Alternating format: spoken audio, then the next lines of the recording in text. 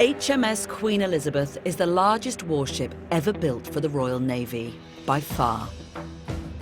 Stretching longer than the Houses of Parliament and standing taller than Nelson's Column, an aircraft carrier so immense that different sections have had to be constructed in different shipyards throughout Great Britain, and then transported by barge to Scotland for final assembly. It's taken 10,000 workers 8 years to build Britain's first super carrier. Putting the great back into Great Britain. What a wonderful thing to be part of. But as this gargantuan carrier takes shape and prepares for sea, there is one vital missing ingredient. The ship is just a metal box, but it's a waste of time. It's useless. It's only when you add in the human component, blood and flesh, does it become a warship. This is the extraordinary story of the men and women who must breathe life into HMS Queen Elizabeth. How will these naval pioneers transform her from floating building site to front-line ship of war? They'll be embarking on perilous make-or-break sea trials in which everything must be tested for the first time. From galleys to guns, and from power plants to propellers. One thing is for certain, it won't be plain sailing. Fire, fire, fire. Flood, flood, flood in 8 Romeo. Casualty, casualty, casualty! Everything electrical, get all the electrical panels covered up. When you're at sea, if you have any emergency whatsoever, then you've got to deal with it, and deal with it really fast, otherwise people die and you might lose the ship. You feel like you're on top of the world. The thrust of the F-35, the manoeuvrability, phenomenal. You feel like you're the king of the castle going into that arena. This is the inside story of Britain's biggest warship.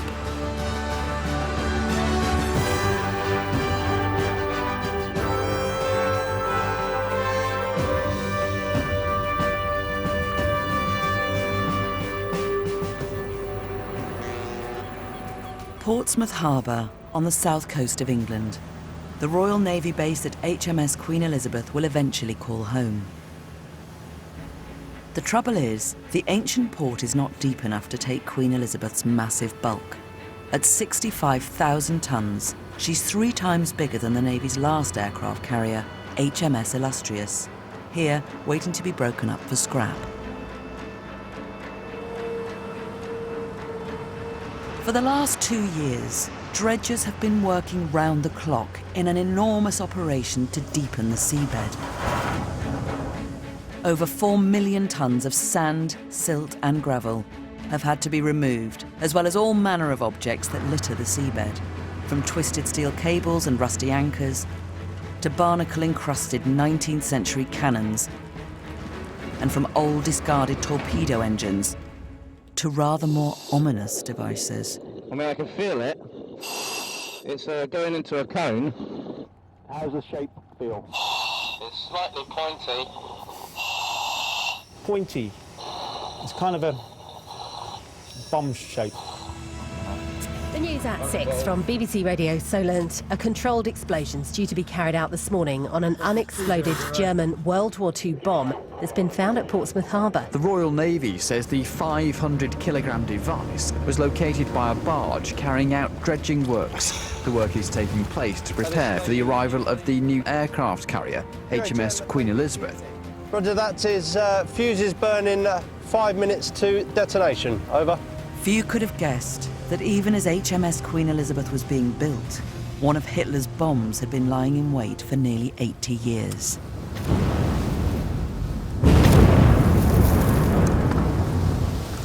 Close call. But that was 18 months ago. Right now, 700 miles away, Queen Elizabeth is in the Moray Firth off the east coast of Scotland. In the final 3 weeks of make-or-break sea trials, testing her manoeuvrability and speed. Here there, the ship's company is reminded that the ship will continue to roll heavily due to steering gear trials for approximately the next 30 minutes. That is all. 3, 2, 1, Mark, starboard 35. Rate of turn increasing to starboard. After extended repairs following a dislodged propeller, the crew are once again putting her through her paces, on the straight and on the turn. But everybody's worst fear is that the propeller blades will become loose again. You're good, mate, you're good. After 2 days of high-speed trials, the ship stops in the middle of the North Sea so divers can check the propellers are intact. It's a real moment of truth.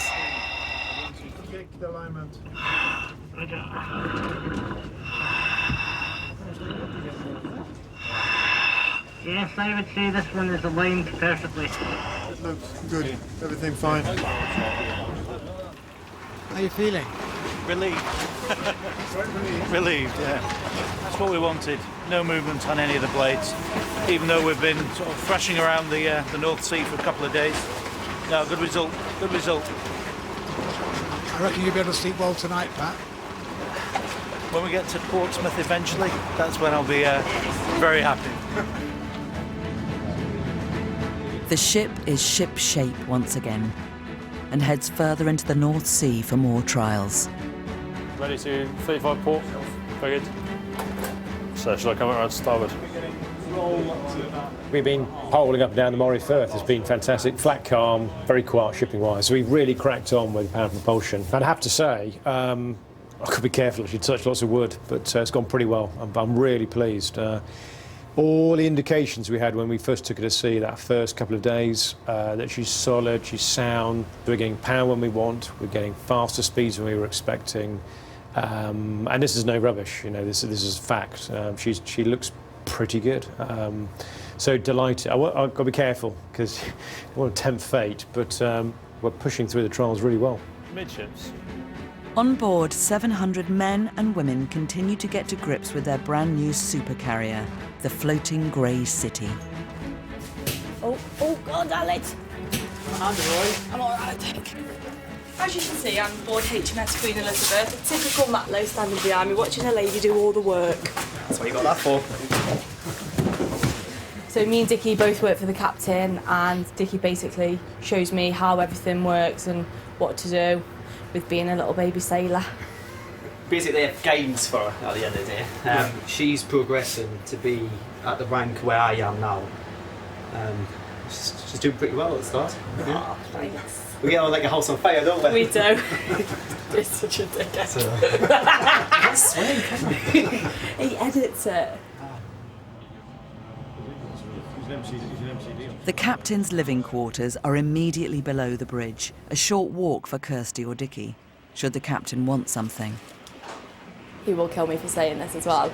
He loves chocolate hobnobs. Captain's favourite, as usual, hobnobs. He loves them. He did. He does it with his cheeky little grin on his face. Got your biscuits, Dickie? I say, aye, so I can't get them for you. He always says, don't tell my wife because she'll go mad, because she's a doctor as well.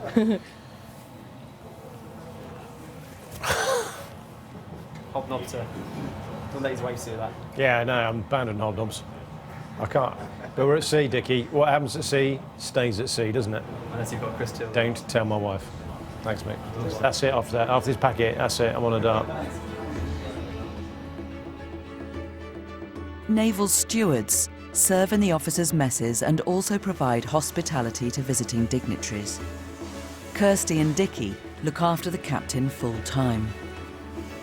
This is my first time at sea and I love it. It's so peaceful and it's just so tranquil.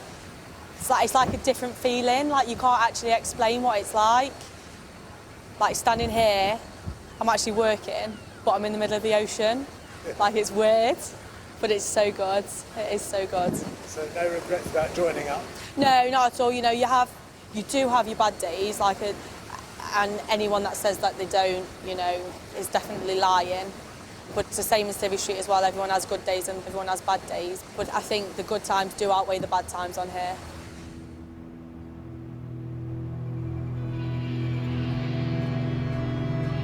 Everyone works for a particular branch: logistics, weapons engineering, marine engineering, aviation, or warfare. Range 800 yards. I wanted to be out in the open, something different, something exciting, and gunner was the best route for me to do that. I need to be out in the open, shooting, I guess. It's exciting. Danny, 28, is an instructor and has been in the Navy for 7 years. I chose the Navy really because our opportunity to travel, to see more of the world. My auntie was in the Navy years ago, so was my uncle. They had a great life in the Navy, so I kind of just followed that. Pipe still. 1 elephant, 2 elephant, 3 elephant, 5 elephant, 6 elephant, 7 elephant, 8 elephant. Well done. Evening rounds complete. Permission to carry on, sir. Yes, please. Thank you, sir. Thank you. Bob Hawkins has been in the Navy for 38 years. That still hasn't been cleaned up yet. I must get that done this evening. He is the first lieutenant on Queen Elizabeth, responsible for welfare, discipline and morale. The captain is particularly interested in that you know what your escape plans are. And it's Bob's job to oversee evening rounds, a naval tradition since the time of Henry VIII. This involves a senior officer checking in with every mess deck every evening to deliver information or to hear about concerns. Just let us settle down, fellas. I will keep taking your feedback on Scran if it doesn't appear to be working. Okay. Men coming through for working rounds. How's it going? See Dalton, see Beaumont, how are you? Good to see you. Everybody well? How's it going? Working rounds. Cover yourselves up, ladies. Working rounds. Oh, birthday cake. But, great. So this is rigged. Have you opened your hatch? We have. Yes. Right. Do you know where your escape apparatus is? So everyone's completely content with how you're going to get out of here.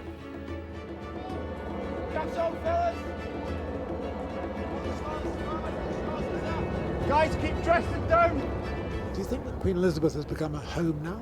She has, and you know, you can see all the fly deck now full of our people. And of course, that emotional attachment is absolutely coming together. You see a lot of banter now, naval humour, military humour, just coming together. So the team is built, and of course, getting the ship to sea was crucial for that. Because when the ship's alongside and people go home to their houses and their bunks, you know, you don't get that sense of community. So this extended period of time at sea, the last month or so, has just cemented that sense of belonging, that sort of badge.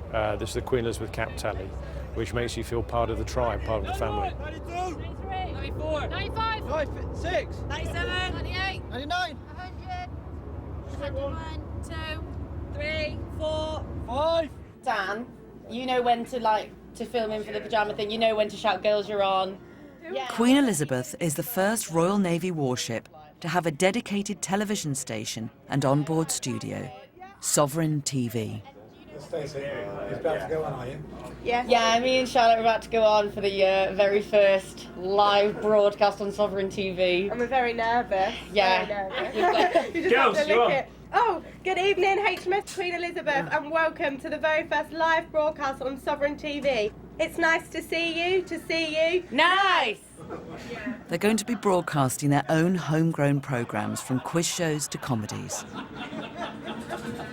Pizza is still frozen. Mad scientist. And one channel will be dedicated to naval films and documentaries. It was when they announced that they were sending women to sea. I was in the middle of a PhD. And today is the start of an old series from the mid-90s, filmed soon after women started serving on warships. And it's starring a young Bob Hawkins. The greatest thing that I enjoy about the Navy is the camaraderie, still the sense of purpose. Despite things changing around the world, the Cold War no longer being there is still a great sense of purpose of wishing to do well. But personally, the thing I've had to overcome over the last few years is women at sea. 3, 2, 1. Because I enjoy the male camaraderie in the Navy, and I enjoy the aggression of a warship. I'm not sure whether the fairer sex, as I still like to think of them. Quote equal rights to me till you're blue in the face. But they are the fairer sex. They're child bearers, you know, and I'm old-fashioned enough to think that, you know, we are the people that should protect them. I thought he did it in such a graceful way until that last comment. So so graceful. And then childbearers just came out of his mouth, like, wow. Quite a strong statement to make, isn't it? That could be ships that went into the... My view was then, and still is, Chris, this is personally speaking now, Bob Hawkins, that it is a very, very difficult thing to do for a country to send anyone in their population into war. It's a vicious, nasty business. To elect to do that with our female population, for me, is still a dilemma for me. What that doesn't mean, though, that does not mean that I don't value the contribution that our women make. Indeed, you know, the notion that we do not recruit and train and employ, 50% of our population, I think it's unacceptable in 2017 that we wouldn't do that. And indeed, when I look at the women that I serve with now, I would not want to go to sea without them. You know, we got the best, we got the cream of the crop. You know, some of the best women in the United Kingdom.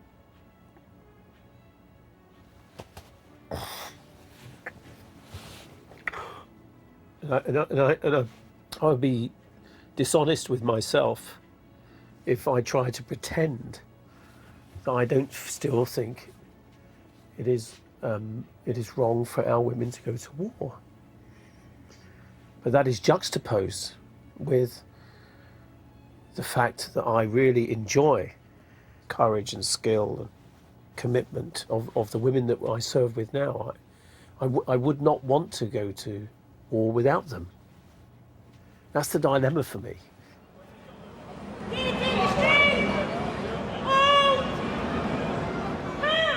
Tug of war is a traditional naval sport and always keenly contested. No less so now than when it was men against men.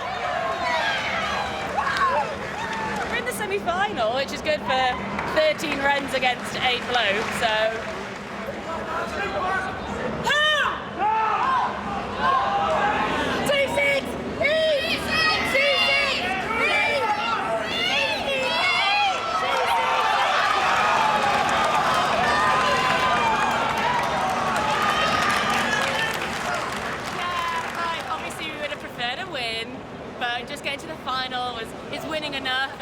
Some really great contenders with us.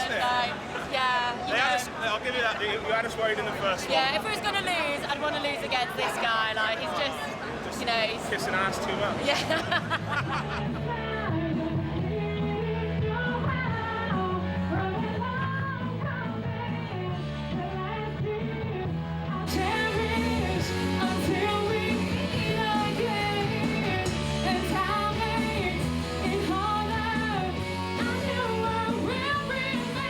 And the ship now has its own homegrown band. Lead singer, gunner Danny Hobbs.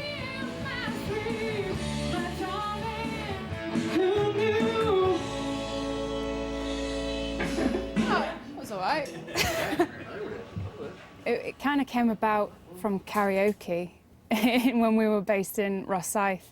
And yeah, it was just a good night out on the karaoke, and someone mentioned it, that there was a band, and one of the lieutenant commanders then thought, well, I should maybe be the singer for it, because they had no luck in getting a singer yet. It kind of went from there. I didn't really know what I was signing myself up for. Never ever thought I'd be part of a band, to be honest. I didn't think I'd have the confidence for that. Come with me Friday, don't say maybe. I'm just a teenage dirtbag baby like you. 10 days from now, when Queen Elizabeth will be back in Invergordon for refuelling, the band's been booked to play their first gig at the town's social centre. Quite a large tank, all right, to give us water. So, you know the content of it, what we're going to do Another now female instructor on Queen Elizabeth is 29-year-old Petty Officer Emma Ranson, in charge of upper deck firefighting, one of the most dangerous jobs on any aircraft carrier. Okay. So how we go about that is you've got your water tank there, and then we've got the water valve. Originally when I did join, I didn't get told about any of the firefighting side. So that was a little bit of a culture shock when all of a sudden I was dressed in fire kit, and I was quite a girly girl then as well, so that was not really what I was expecting, but it's an outdoors type of branch. We work up on the flight deck, and the firefighting side I absolutely love now. When I first joined I wasn't overly keen on it, but sort of now the more I've been doing it, and I also do a lot of the training side as well, I really enjoy it. Bear in mind, on a crash on deck, what does the ship do? Turns into wind, okay? So as soon as it turns into wind, we'll get roughly about 40-metre throw from this, okay? A couple of weeks ago, we had a trial of this. The throw on this was unbelievable, and that's when we had a lot of wind going to us. Absolutely phenomenal piece of kit, okay? About to commence Royal Navy training exercise. No action to be taken.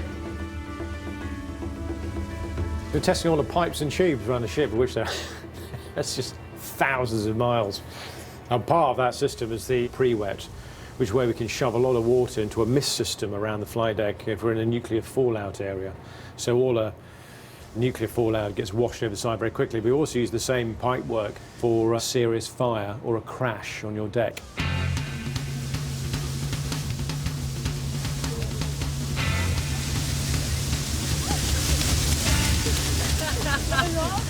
You're going to catch us with it? Look at us! We look disgusting! It didn't taste very good. It probably looked better than it felt to do it. Yeah, it was pretty disgusting. I didn't realise it was salt water at the time. What is this all about? It's if we had a fire on the flight deck. Correct, this is for See? dealing with large fuel fires on the flight deck, ladies. So we can cover the whole deck in its entirety with foam and water. Good, isn't it? Very impressive. Okay, if I ask you to take your places, ready to go. Do you think it's inevitable that a crash will occur in the ship's lifetime? Sadly to say, with the nature of things, the ship's in service for the next 30, 40, 50 years. Sad to say, the likelihood is it will, particularly if we go to combat, where aircraft are coming back in a less than fit state. So 99.9% of the time, this flight deck will be absolutely fine. It'll be seamless, smooth, wonderful. And suddenly, in my experience, and I've had a fair few, something goes wrong very catastrophically, very quickly. And that is where you don't want panic. You want calm heads, and that comes through drill, leadership, and professionalism. And that's why we're so flipping paranoid about it, because you can't mess about. You can't mess about.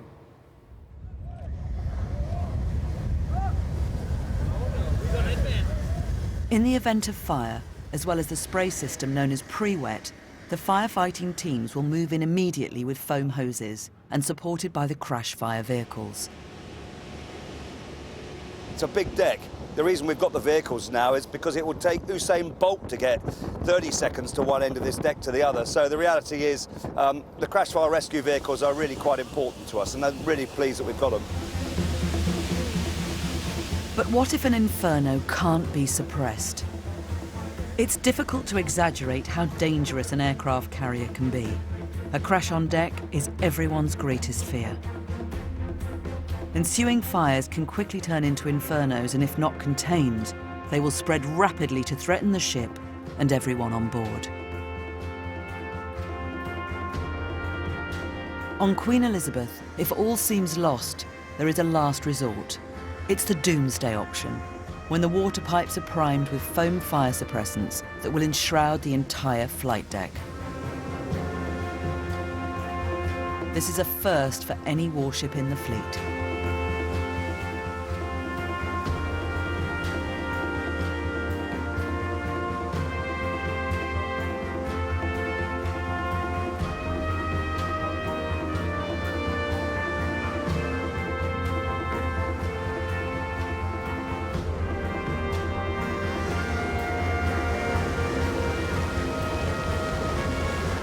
Into it, so you have to take samples from each of the jets, if you like. So each of the nozzle that's coming up, you've got to take a sample of the foam and water that's coming up to make sure it's at the right concentration, because if it's too weak or too thick, it won't extinguish the fire the way we want it to. So yeah, it's a manual way of doing it, but it's effective.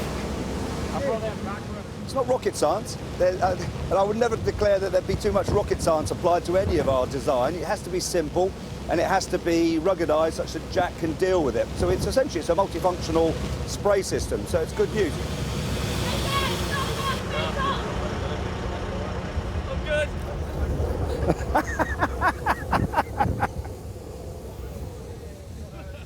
And it's a great day out for everyone who comes up for the foam party, but my boys now got to clear that rubbish up. And that is going to take them the Sundays, because AFFF is extremely corrosive. So having had a brand new deck laid for us by the company, which is really nice, we've now covered it in that stuff. We've got to get that off the deck pretty quickly, and then freshwater wash it. So we're going to look for a rain cloud. The captain's going to go looking for rain now to see if we can wash it off the deck.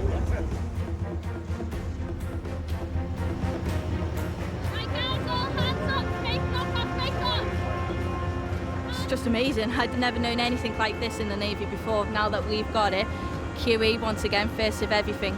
I mean, what more can we ask for? So it's just, as I said, the foam, the sheer scale of it is just, it brings a warm fuzzy feeling that we know if we potentially do have a crash on deck, we're sorted.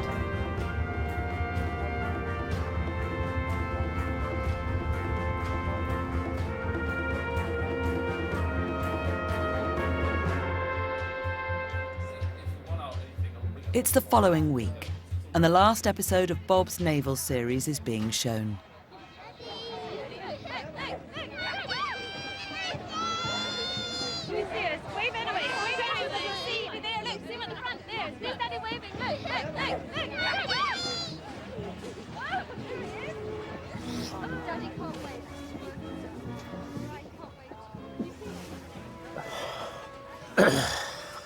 It's very difficult to watch that, Chris. Just 11 years later, in 2005, Joan passed away, unfortunately. We'd been married just short of 19 years, and it's extraordinarily sad, the whole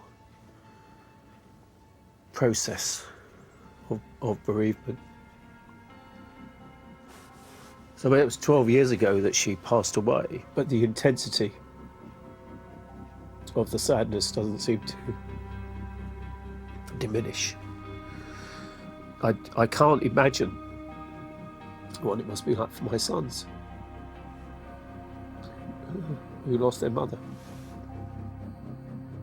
So Bob, is it the loss of Joan that makes you think the way you do about women on warships? Yes, indeed. It kind of crystallises, who I am as a person. The notion that a mother should be put into war, and that her children would lose her if she died in combat. I just would not want them. I wouldn't want anybody to lose their dad. But having seen the pain that my sons have suffered,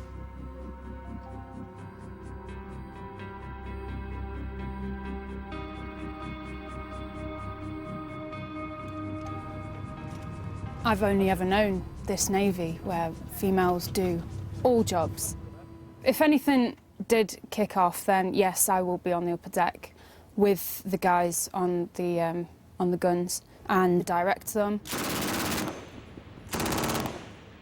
It's just, that's part of it. So I don't think about it often.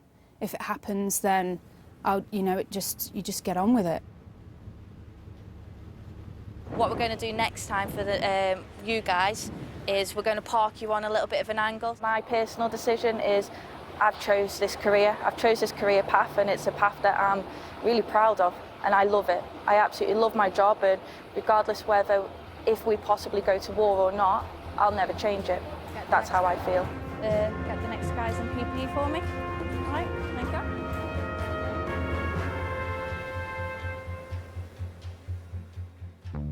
you. 4 days later, Queen Elizabeth heads up to the Orkney Islands, to a place called Scapa Flow, a very special place for the Royal Navy. It was home of the British Grand Fleet during the First World War, and an important naval base during the Second World War. So weather's suitable. As briefed earlier, the timings would be looking to be in the gap for 7:30, to give ourselves an hour to an hour and a half in the flow itself. This is a huge space. I mean, the Grand Fleet was in here in the First World War. But I'd rather not rush out because it's such a special occasion. And it's a historic occasion. But for Queen Elizabeth, Scapa Flow has particular and poignant significance.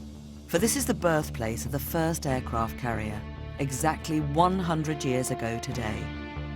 On the 2nd of August 1917, HMS Furious, a converted battlecruiser, became the first moving landing strip in the world, when a Sopwith Pup biplane, with a little help from below, landed successfully, if a little bumpily.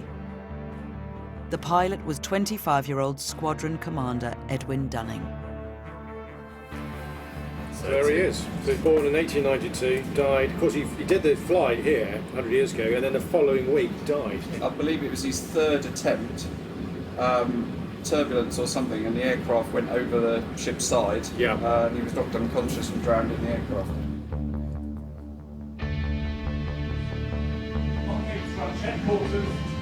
Airport.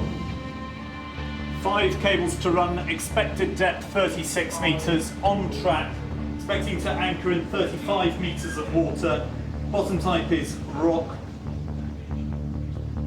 4 cables to run, expected depth 36 metres, on track. Rock speed now 6 knots reducing. Some of the most significant naval action of World War II began in Scapa Flow. The hunt for the German battleship Bismarck started here, as did raids on her sister ship, the Tirpitz. This was the base for Arctic convoy escort ships that took vital war supplies to northern Russia. But Scapa Flow was not all about success for the Royal Navy.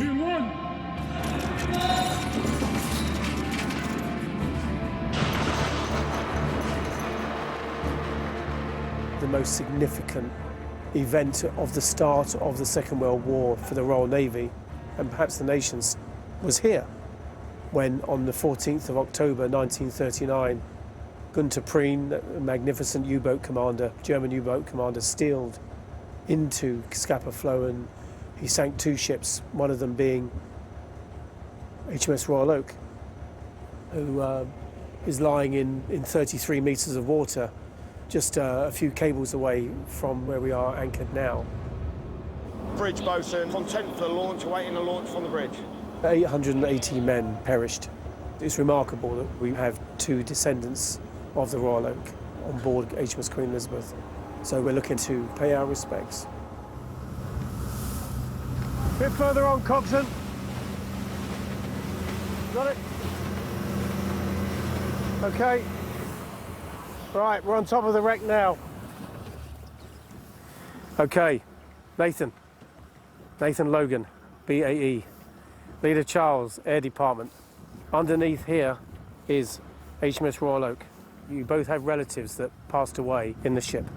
So your grandfather, Nathan? Yeah. Your great-grandfather, Leader Charles? That's correct, sir. God bless them. They are approximately 30 metres beneath you now. 14th of October 1939. Günther Prien got in here in his U-boat. Günther Prien hit with 1 torpedo and then hit with a 2nd torpedo. 880 men lost their lives that day.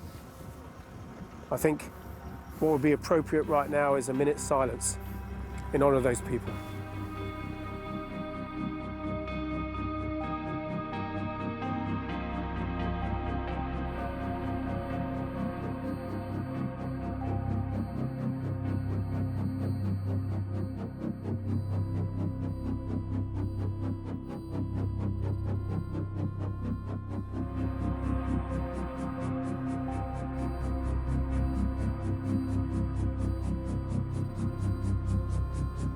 That's 1 minute, gentlemen. I think we'll conclude with a rousing cheer.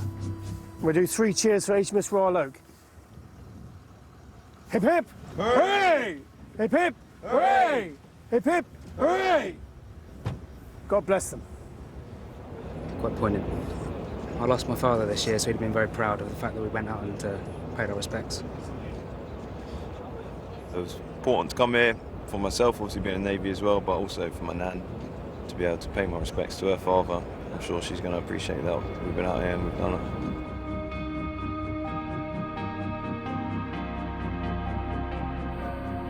From honouring over 800 killed on the Royal Oak in 1939, to honouring Squadron Commander Dunning killed in 1917. Although drowned attempting another landing 5 days after his first, his achievement was to revolutionise naval warfare by proving aircraft could operate at sea. And today, 100 years later, the most advanced aircraft carrier in the world has come to pay her respects. Right, the still.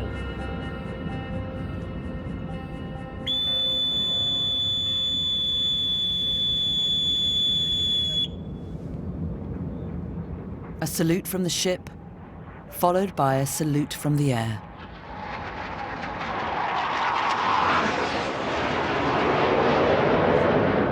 Well, it's a sign of things to come. It's good for the crew on the deck to see this because, well, it's the whole trainer. It's a sign of things to come, which is great. Next year, the F-35s. F-35 Lightning fighters are the warplanes that will eventually launch off Queen Elizabeth's ski jump.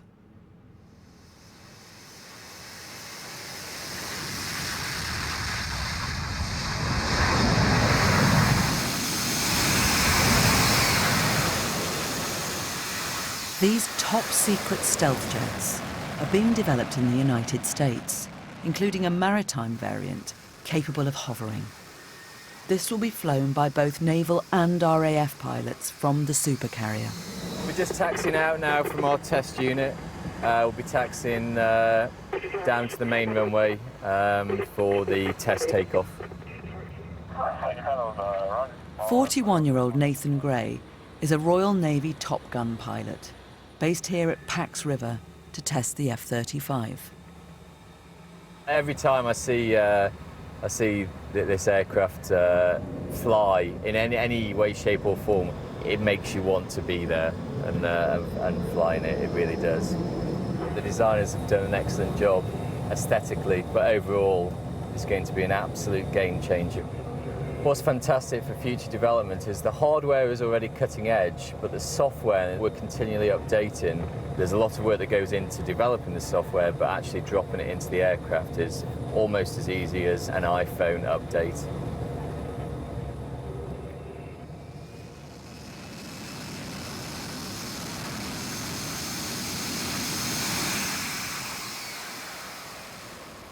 So this is your little bit of HMS Queen Elizabeth. Yeah, so this ski jump is absolutely representative of our ski jump on Queen Elizabeth, and this is where we've done all of our testing for the last 3 years. At the end of 2018, Nath Gray will be the first pilot to land an F-35 on Queen Elizabeth's deck. Is it exciting? I don't think there could be any better job in the world. But when we actually put the first wheel, when the rubber hits the deck, and we have that capability of carrier strikers delivered back to the United Kingdom that we've missed for the last 8 years, that's going to be a huge moment. It is then that HMS Queen Elizabeth will finally be battle ready, with arguably the most advanced jet fighter ever made. A long way from Commander Dunning in 1917. It's unbelievable, yeah. To look back at Dunning 100 years ago, to look at the ships he was landing on with the aircraft he was in, compared to our aircraft now and the Queen Elizabeth carrier, I mean, you could never have imagined we could make those leaps. And where we'll be again in 100 years' time, who knows? Okay. Let's go. Queen Elizabeth has been designed around the F-35. The hope is that ship and plane will combine to dominate the battle space to unprecedented levels. The key to their relationship is speed of communications and the ability to keep track of multiple and ever-changing threats in any theatre of war. In other words, always keeping one or more steps in front of the enemy. This really is the stuff of Star Wars. Whether it's before the mission, so mission planning, whether it's during the mission or whether it's post-mission, the carrier's equipped to efficiently soak the aircraft of all the information that it has and then relay that straight away to the next battle space. Here's the conversion. Tower have given me the clearance. We're cleared for the ski jump. We're cleared. power. Leg release.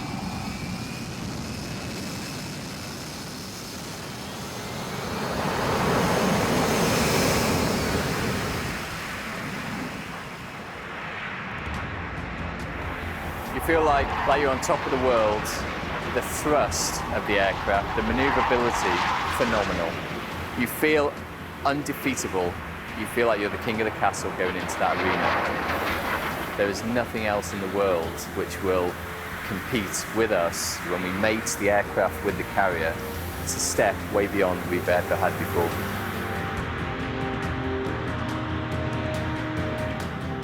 The F-35 represents a new dawn for the Royal Navy, one that signifies the strong bond with the United States, Britain's closest naval ally since the days of Squadron Commander Dunning.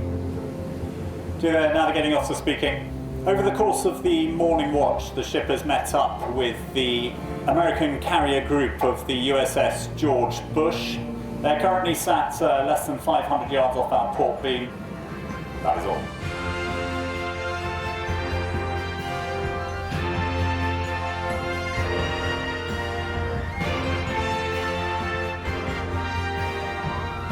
For the last 6 months, USS George Bush has been deployed to the Arabian Gulf, supporting ground troops against ISIS. Right now, she's escorted by warships from the United States, Britain, and Norway.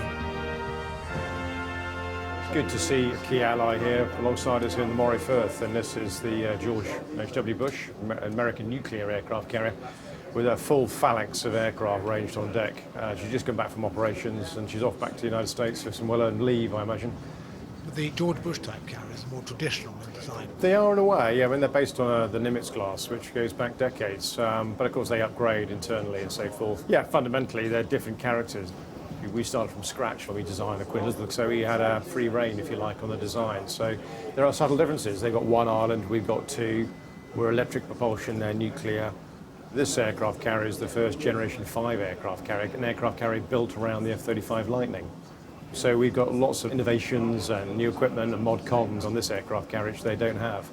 Now, not crowing or boasting, but this is just a different beast. It's a 21st century aircraft carrier. But at the end of the day, we do the same output, which is delivering air power, and you know, it's pretty awesome. We got the American Admiral coming across, who's in charge of the battle group, literally for a flying visit. It's 50 minutes, a quick bacon roll, a cup of British tea, English tea, and then they'll be off again. Back for that coffee. Very good, so welcome. Come on board. Come this way. Hey, well done for making it work. Hey, so good to see you. Cool. Good to see you. Wow. How's the new car drive? We're not bad, actually. We're working out their weaknesses and their strengths. Yeah, it's fantastic. But welcome on board, anyway. How are you doing today? Good morning, how are you? So there's a US aircraft carrier just alongside us with 2 frigates, 2 23s. Yeah, so they've just flown on. We've just done them breakfast, so it's exciting. Bacon butties. Traditional English breakfast. Expect at this stage 1 UK, 1 US jet. Maybe Bacon butties and English breakfast tea for the US Navy. But next time these two ships sail together, they may well be doing so as part of a joint response to some unfolding global crisis. It's a historic opportunity. The alliance has been there, but when you bring the power between the two countries, and with the addition of Queen Elizabeth, again, the deterrence factor between our two nations is impressive. More important is, did you enjoy your breakfast? Had a great breakfast. Queen Elizabeth might be more modern than her American counterpart, So I'm going to put some gloves on. but for Dickie Henderson, she's still taking a bit of getting used to. Under the sink, we've got this invention, which is called a grease trap. Never dealt with these before ever in my naval career. I don't think any other warship has these. You're supposed to clean it once every couple of days, and it's never been done for, Christ, I couldn't tell you, over 7 months. Oh, I can smell it already. This is going to be horrific. I would think everybody in the area is getting scared with the Russian saber rattling, and everybody wants to be an ally now. That's right. Bring this out. Now you're the big dog in in the AOR. In the neighborhood. Oh my good God. Oh, Jesus Christ. Oh my God. So the only way we can do this is by getting your hands in, unfortunately.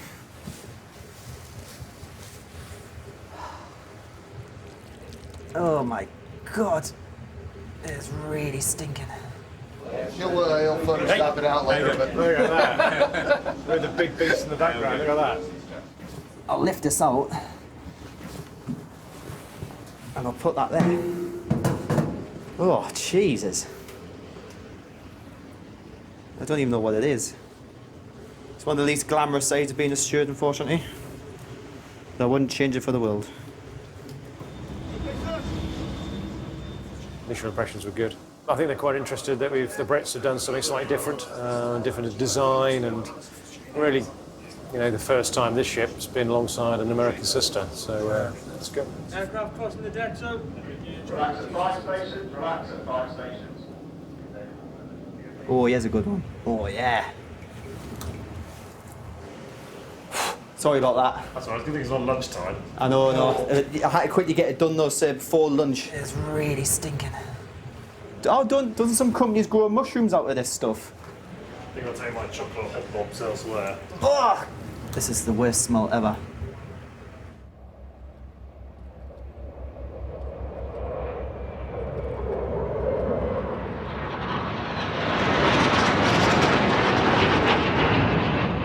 American F-18 Hornets.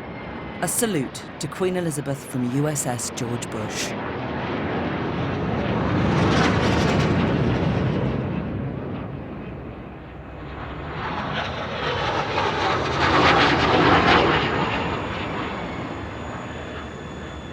Excitement over, training must continue. Danny instructs sailors in self-defense and in-ship protection in case of intruders.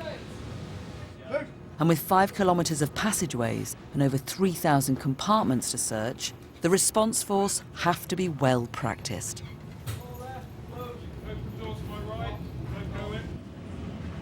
Made him these.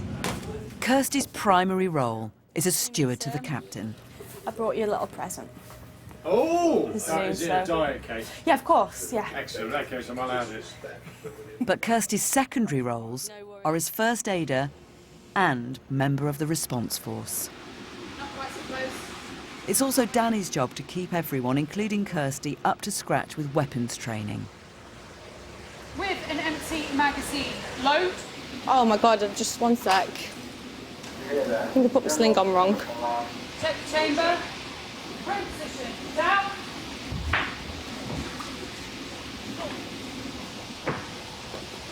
Okay, stand up. Oh my God, my it. Okay, so the rifle fell to fire. Did your eye try? Over much better. Okay. Terrible. You don't like weapons? It's not like I don't like weapons. I just, you know, it is funny because you join the military and you think, oh, I'm going to join as a steward. You know, you have to do you have to handle rifles and this kind of stuff. But I never kind of expected to be fighting intruders. But this is what they do all the time. This isn't what I do. Oh God. We're going to start from the beginning, all right? Let's get 4 of you on the leading line. Queen Elizabeth's first sea trials are drawing to an end. The ship's company is exhausted after nearly 6 weeks at sea. But before heading south to Portsmouth, there's one final stop at Invergordon to refuel.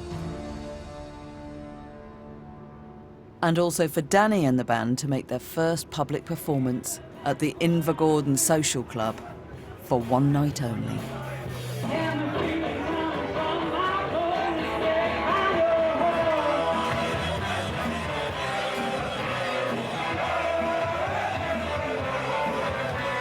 Many of the ship's company have turned out in support of their band.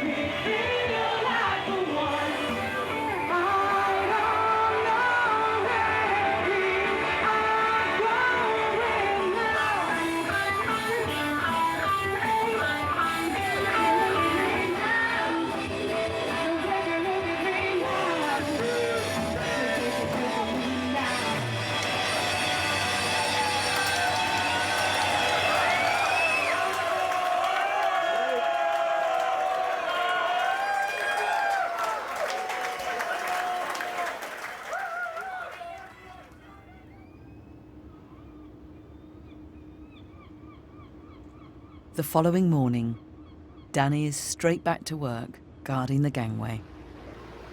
And obviously I'm duty, so it's a bit of a come down. I can't believe it's already gone. I was panicking about it for days, and it's just done.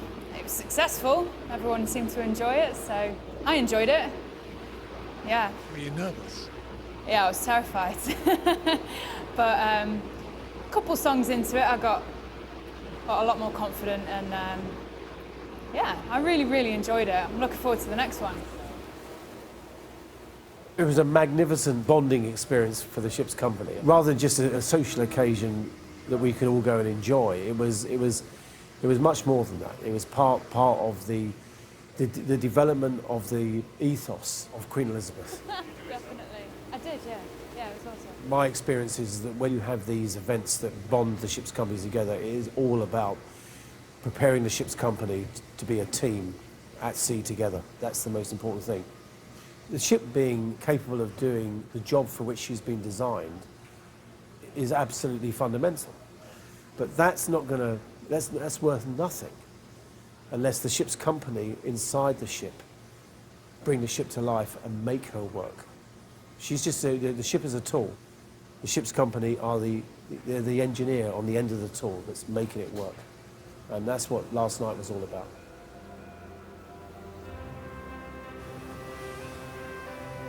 Her first sea trials complete, HMS Queen Elizabeth heads south to her new home of Portsmouth. It'll be the first of many homecomings for Queen Elizabeth over the next 50 years, returning thousands of sailors from time on the high seas to their loved ones ashore.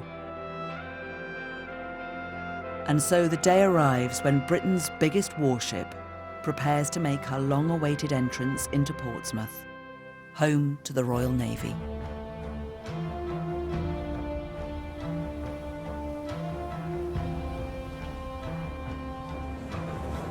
The crowds have been up all night in anticipation. Thousands have come to see the supercarrier for the first time. 3 cables to run. It's monumental. It's groundbreaking. It is, I think I said it a wee while ago, puts the great back into Great Britain.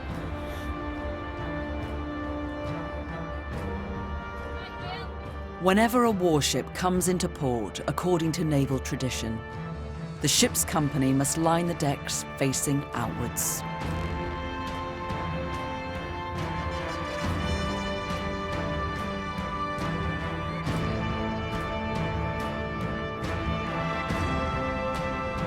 So here we are. Here we are, finally, yes, in the outer approaches to Portsmouth. Personally, very emotional. Yeah, very much. It's been a long day coming. My word, the amount of work we put in to get here. Gracious me. Very proud. Proud for the ship's company who have done so brilliantly well to get us this far. People complain about the modern youth of today. Well, they should come on my ship and see them. They're fantastic. So, for me, near the end of my career, seeing this, the future flagship, and the youngsters on board, it's fantastic. So, very proud.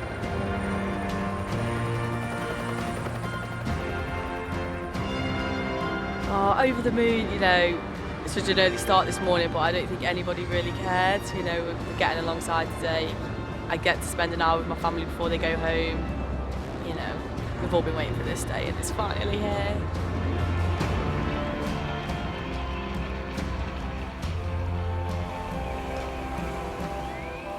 It's going to be massively challenging. It has been so far, and I'm sure it will carry on being.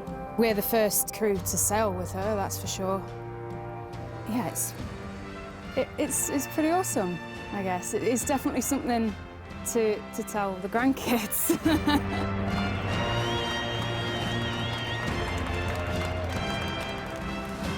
I feel like when I joined the Navy, this is what I was working up to. So this is sort of the pinnacle of my career now. This is a perfect working environment for me to be in because we've got a bigger deck. We're going to be getting the F-35s. It's just going to make me more and more happy to be part of my branch and part of the Navy and part of HMS Queen Elizabeth Ships Company. So, exciting times to come. HMS Queen Elizabeth squeezes into Portsmouth Harbour, newly deepened and cleansed of German bombs.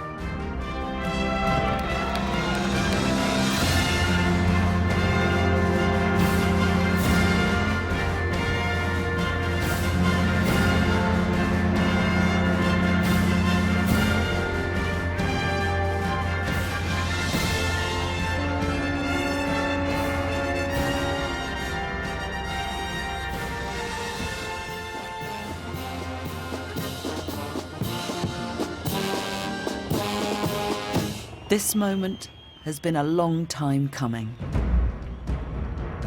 9 years ago, the ship's first steel was cut. 10,000 workers and over 25 million man-hours later, Queen Elizabeth went to sea for the first time.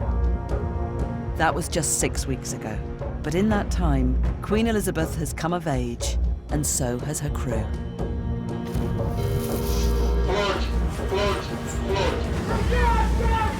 Passage sheeting! Keep coming in. That's where the danger lies. Looks like a dolphin at one. 700 sailors took her through grueling sea trials to bring Britain's first supercarrier to this point. Yeah, navigating officer speaking. It's been about proving a warship and also bonding a ship's company. Thank you. HMS Queen Elizabeth, the most powerful and capable ship ever to raise the white ensign. She will, in the years and decades ahead, represent this country's resolve on the global stage. At the forefront of these responsibilities will be the men and women of the Royal Navy and Royal Marines, supported by the Army, Royal Air Force, and by coalition partners. Now, once the white ensign is raised at her stern, HMS Queen Elizabeth will officially become a Royal Navy warship.